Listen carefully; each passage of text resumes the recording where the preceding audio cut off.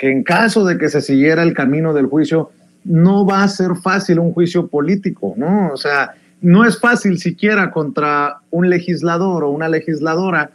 Ya vimos cómo se complicó el caso de Francisco García Cabeza de Vaca, el exgobernador panista de Tamaulipas. Imagínate ahora hablando de ministros y ministras de la Suprema Corte de Justicia de la Nación. O sea, no es enchilame otra, para que la audiencia no vaya a pensar que pues que se fracasa o se gana por mera coincidencia o por azares del destino. O sea, eso es un... Pero Vicente, yo creo que también el objetivo de este tipo de estrategias no necesariamente es ganarlo, sino más bien exhibirlos como lo que son.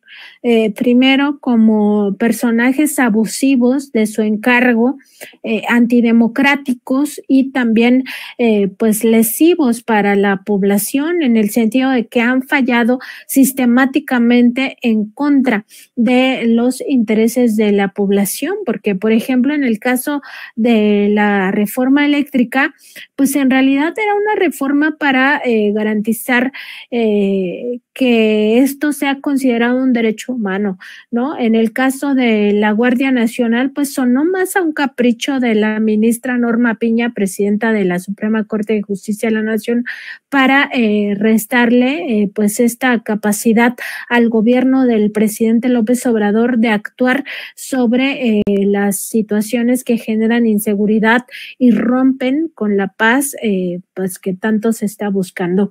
Entonces, de forma muy deshonesta y al mismo tiempo abusiva de su propio poder, es como se han venido manejando estos ministros y ministras. Entonces, más que realmente pues sí querer, que eso es lo que todos, o al menos una parte de la sociedad quisiéramos, que realmente se les encuentre culpables por sus ilícitos, pues más que eso, en realidad creo que un poco la idea también es la exhibición pública de estos abusos sistemáticos. ¿Y de qué sirve? Porque muchos podrían sentirse frustrados y decir, pues es que entonces ¿para qué? O sea, fue un teatro. Pues no fue un teatro, porque antes esta misma Corte Suprema de Justicia hacía lo que quería. En el caso muy indignante de los niños de la guardería ABC, por ejemplo, hasta insultante resulta el comportamiento de estos ministros en la sesión donde estaban presentes los padres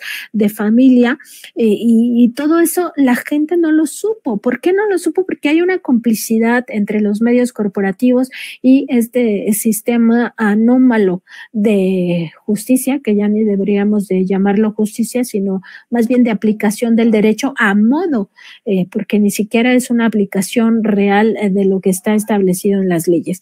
Entonces, sí sirve porque, por ejemplo, en el periodo de una de las mayores crisis, que fue la del sexenio de Ernesto Zedillo, una de las grandes traiciones de la Suprema Corte de Justicia de la Nación a los mexicanos, a las mexicanas, es que en el contexto de esa crisis financiera, la Corte aceptara el anatocismo, que es esta aplicación de interés sobre interés que hace que las personas se endeuden muchísimo, como en el feudalismo, ¿no? Casi que les adeudas la vida. Y si bien ahora ya no se pueden heredar las deudas, pues sí, por lo menos en lo que transita tu vida, que tienes una deuda de esta naturaleza, pues por lo menos sí te genera un estrés que en muchos casos podría llevar hasta la muerte, ¿no? Y en ese sentido, el anatocismo en aquellos años, lo que significó fue algo muy criminal y que contribuyó justo a un esquema donde los pobres siempre perdieron y los ricos siempre ganaron.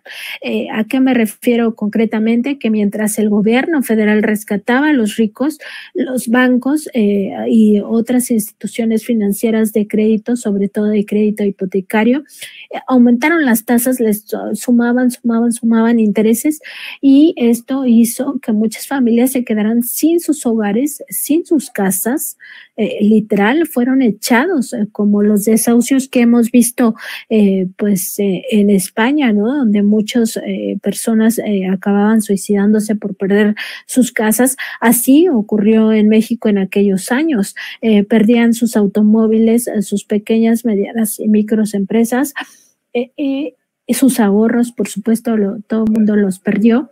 Y ese gran atraco o esa actitud criminal de la Suprema Corte de Justicia de la Nación no la tenemos tan presente, primero, por si a nosotros no nos tocó vivirlo, por nuestra edad o por lo que sea, pero segundo, también por la complicidad nuevamente de los medios de comunicación, por esta sistemática manera de borrarnos la memoria, porque lo que no quieren es justo que tengamos esta memoria y eso es lo que ya no se puede permitir.